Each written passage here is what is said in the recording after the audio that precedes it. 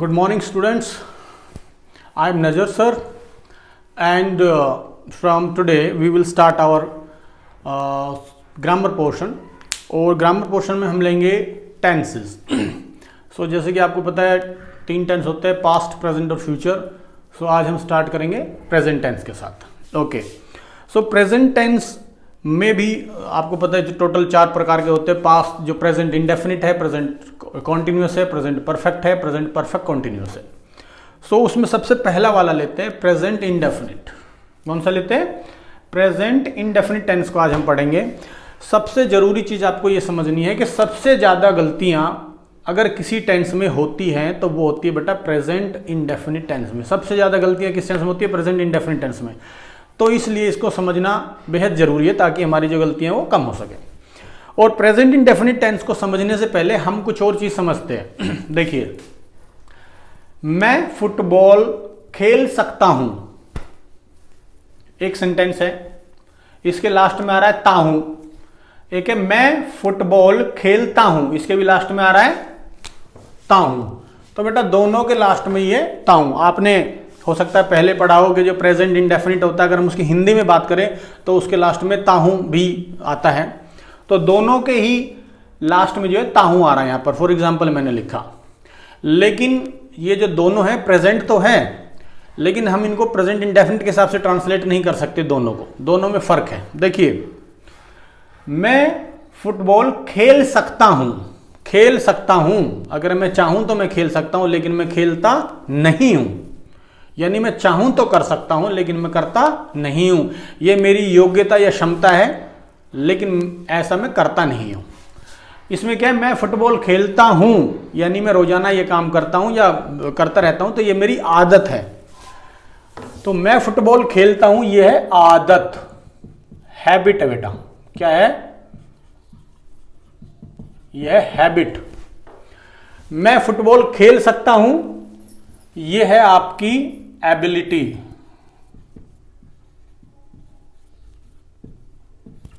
Ability है या आपकी कैपेसिटी हो सकती है. तो बेटर तो यह है कि आपकी कोई योग्यता, हम इसको एबिलिटी लिखें. तो एबिलिटी वो होती है जो आप चाहें तो कर सकते लेकिन आप उसे करते नहीं है. जैसे आप कहें मैं 50 लड्डू खा सकता हूं. 50 लड्डू खा सकता हूं, अगर कोई देगा फ्री में तो खा लूंगा. मैं 50 लड्डू खा सकता हूं, ये मेरी क्षमता है. और मैं 50 लड्डू खाता हूं, ये मेरी आदत है. भाई मैं रोजाना 50 लड्डू खाता हूं और फिर मैं पढ़ाई में लग जाता हूं पूरे दिन के लिए. तो 50 लड्डू खाता हूं ये आदत है, 50 लड्डू खा सकता हूं ये मेरी योग्यता है. ठीक है, वही चीज है बिल्कुल. मैं फुटबॉल खेल सकता हूं, एबिलिटी है. मैं फुटबॉल खेलता हूं, ये आदत है. ये दोनों ही चीज जो है प्रेजेंट की है. तो एबिलिटी भी प्रेजेंट की है और आदत भी, ये भी प्रेजेंट की है बेटा, ये भी प्रेजेंट की. डन. तो अब हमें ये समझना है कि प्रेजेंट की एबिलिटी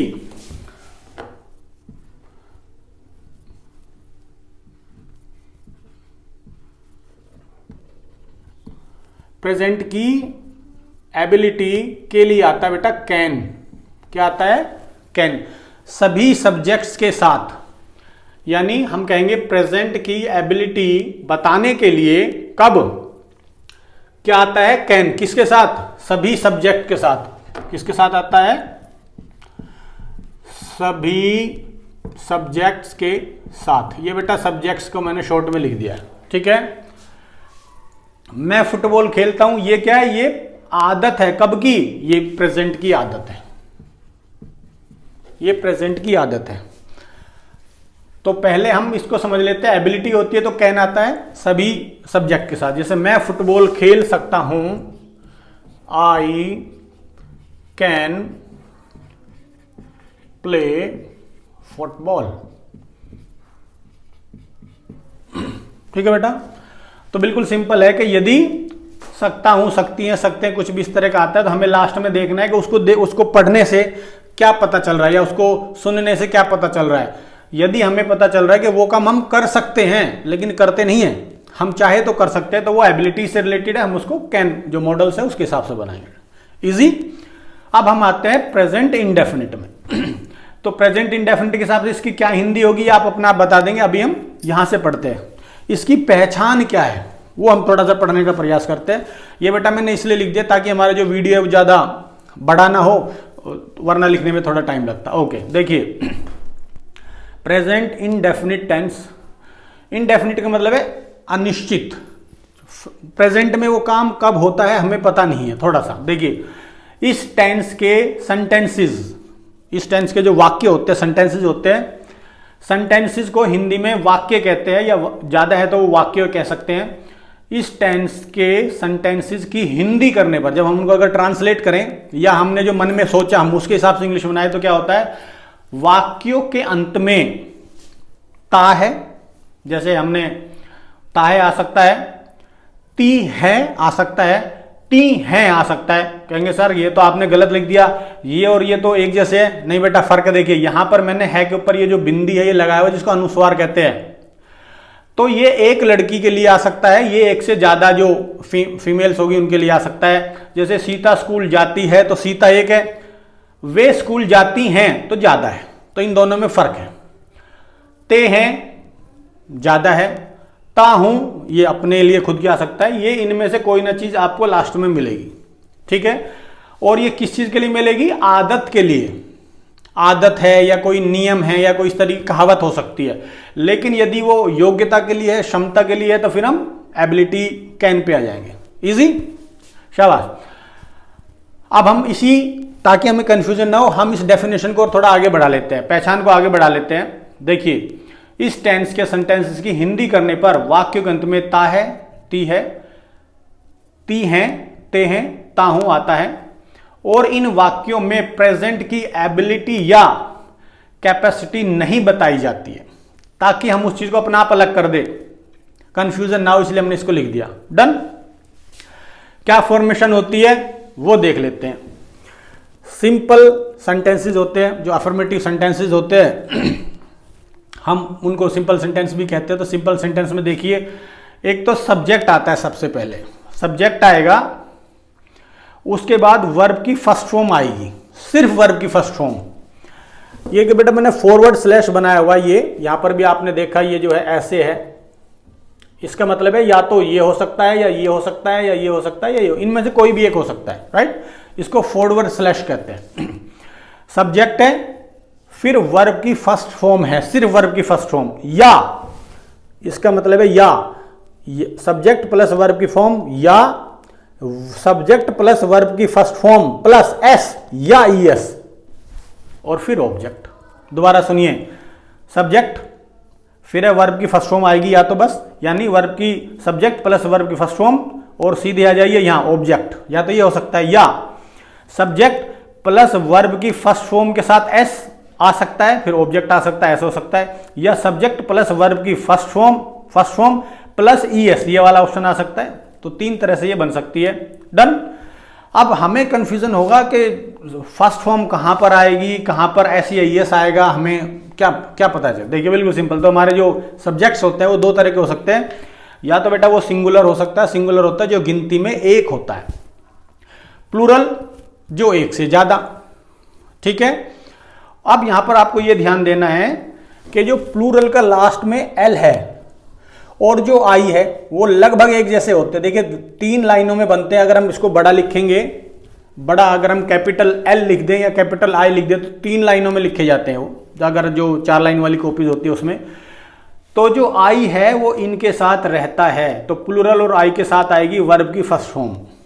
कैसे याद रखना आपको कि जो ज्यादा है उसको छोटा देना है, प्लूरल ज्यादा होते हैं तो ज्यादा को देना है छोटा वाला, और जो छोटा है उसको हम देंगे बड़ा वाला। अब बड़ा वाला क्या है, बड़ा वाला हमारे पास ये वाला ऑप्शन था, तो वर्ब की फर्स्ट फॉर्म के साथ या तो एस लग सकता है या ई एस लग सकता है, और ये कहां पर आएगा, सिंगुलर। इसमें एक चीज का आपको ध्यान देना, मैं बता देता हूं, इसको ट्रांसलेट करते हैं हम। देखिए सीता स्कूल जाती है नहीं लिखा है मैंने, है, इसकी बात हो रही है बेटा। सीता स्कूल जाती है तो सीता एक लड़की है, तो हम लिखेंगे सीता। अब सीता एक है तो वर्ब की फर्स्ट फॉर्म के साथ एस आएगा, तो सीता गोज टू स्कूल। जब भी हमें कहीं पर जाना होता है, जो गो होता है, वेंट होता है, उसके साथ टू आता है। अगर आगे होम नहीं दिया है, अगर होम है तो हमें टू लगाने की जरूरत नहीं होती अकॉर्डिंग टू सेंटेंस। तो सीता स्कूल जाती है, सीता गोज टू स्कूल। ठीक है, अब आगे देखते हैं। वे स्कूल जाते हैं। वे का मतलब है एक से ज्यादा, तो वे को कहते हैं हम दे।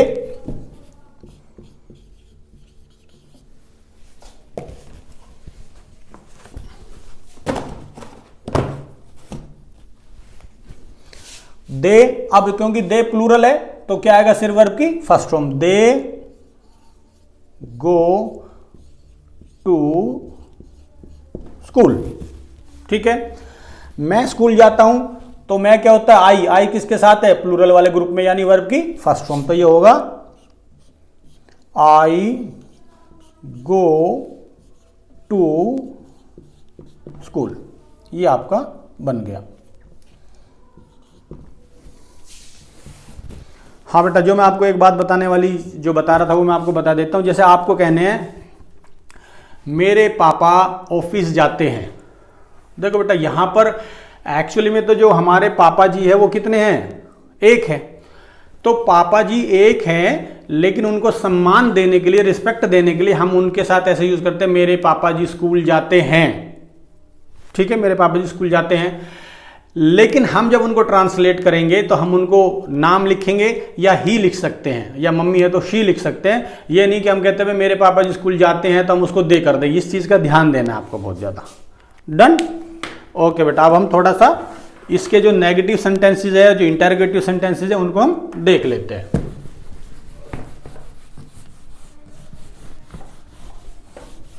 तो अभी हमने ये जो बनावट पढ़ी, इसके बिहाफ पे जो ऊपर हमने एक सेंटेंस लिखा था उसको आप ट्रांसलेट करके देखें। डन। आप अपने आप कर देंगे जैसे हमने अभी पढ़ा, बिल्कुल इसी तरह से वो सेंटेंस बनता है। अब जो नेगेटिव सेंटेंसेस होते हैं उसमें क्या होता है वो हम देख लेते हैं। नेगेटिव सेंटेंसेस में पहले हम फॉर्मेशन पढ़ेंगे। क्या है फॉर्मेशन? है बेटा सब्जेक्ट प्लस या तो डू हेल्पिंग वर्ब है या डज हेल्पिंग वर्ब है, और नेगेटिव है तो नोट आ जाएगा। अब नेगेटिव हो गया तो वर्ब की फर्स्ट फॉर्म है, फिर ऑब्जेक्ट है। अब आप कहेंगे सर हमें ये बताओ डू कहां पर आता है, डज कहां पर आता है? बिल्कुल सिंपल है। वही चीज हमारे पास जो सब्जेक्ट है या तो वो सिंगुलर हो सकते हैं या प्लूरल हो सकते हैं। प्लूरल के साथ हमने किसको बताया था? आई भी है। तो हम क्या करते हैं, हम वही पहले की तरह, पहले हमने दोनों में वर्ब की फर्स्ट फॉर्म लिखी हुई थी, फिर हमने छोटे वालों को बड़ा कर दिया था। वही चीज हम यहां पे भी करेंगे। तो जो सिंगुलर है वो भी डू है, प्लूरल है वो भी डू है। तो हम क्या करेंगे, बड़े को छोटा और छोटे को बड़ा। बड़ा करने के लिए हम क्या करेंगे, ईएस, यानी सिंगुलर को कौन सी मिलेगी? डज। आई किसके साथ है? प्लूरल वाले ग्रुप में, तो इसको डू। अब हम वही जो हमने सेंटेंसेस बनाए उन्हीं को हम नेगेटिव कर लेते हैं। आप कहें तो मैं हिंदी में लिख देता हूं, वरना सीधा इंग्लिश में लिख देते हैं। देखिए, सीता स्कूल, विद्यालय भी आप लिख सकते हैं, सीता स्कूल नहीं जाती है, नहीं जाती है, ये पूर्ण विराम है। तो ये आएगा बेटा सीता। अब सीता कितनी है? अकेली है, सिंगुलर है तो does. Sita does not go to school. Easy. इसी तरह से जो आप बाकी के जो सेंटेंसेस थे आप उनको भी नेगेटिव में बना सकते हैं। डन। तो और मैं नहीं लिख रहा हूं, हम सीधा इंटरोगेटिव पे आते हैं ताकि जो हमारा जो वीडियो है वो ज्यादा बड़ा ना हो।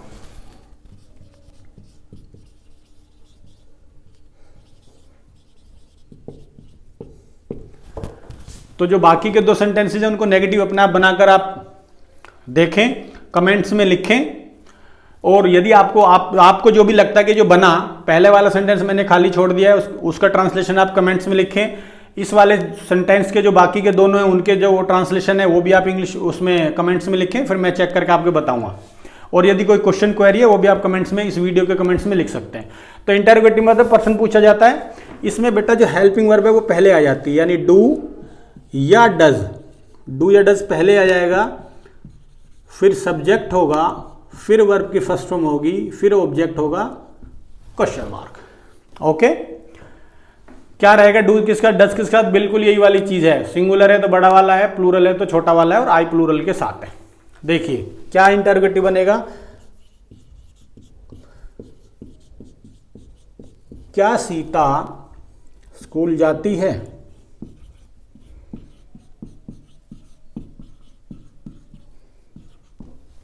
तो क्योंकि सीता है यहां पे आ जाएगा does Sita go to school. Done. आप एक और हम ले लेते हैं, क्या वे स्कूल जाते हैं?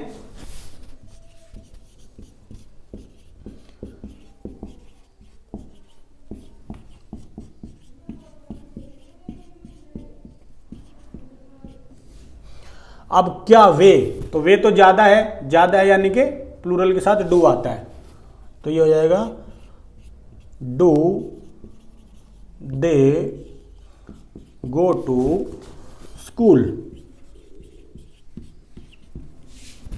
क्या मैं स्कूल जाता हूं?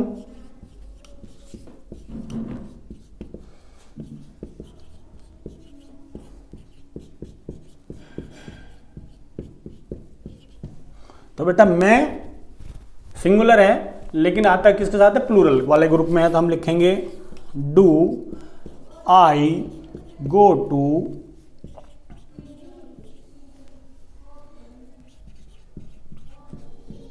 स्कूल।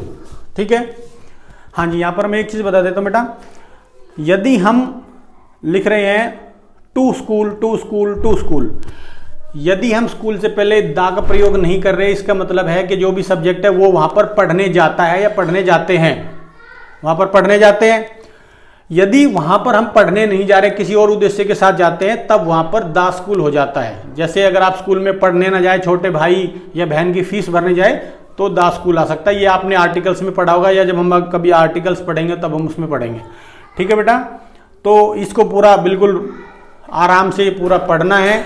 चैनल सब्सक्राइब नहीं किया, चैनल को सब्सक्राइब करना है, इसको लाइक करना है, शेयर करना है। जो मैंने बीच में छोड़ दिए सेंटेंस उनको आपको ट्रांसलेट करके कमेंट्स में लिखना है। कोई भी आपको डाउट्स है तो obviously you can ask in comments. Thank you so much, have a good day, bye bye.